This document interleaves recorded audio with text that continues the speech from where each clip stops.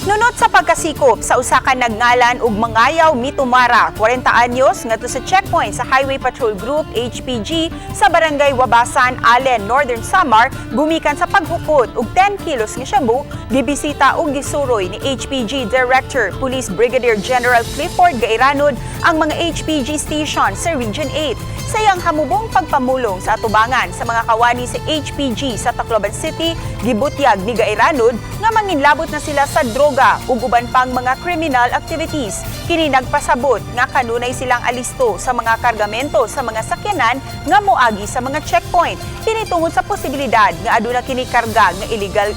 nga drogas o di ba gani sakay ang mga dagkong kriminal. Suma ni Gairanod, gipahinumduman siya sa Chief PNP nga migrabe na ang illegal drug trade sa nasod. Mong iyang giawhag ang mga kawani sa HPG nga kung aduna man gani kanila ang malambigit sa illegal drug trade, undangon na kini kay dili siya magpanuko sa pagsikop kanila. Kung may kasama tayo, dapat pigilan na natin siya or pa-retire na natin siya, pa-resign na natin siya kaysa mahuli pa siya sa akto, mapahiya pa yung pamilya niya, hindi pa siya makapag-retire ng maayos.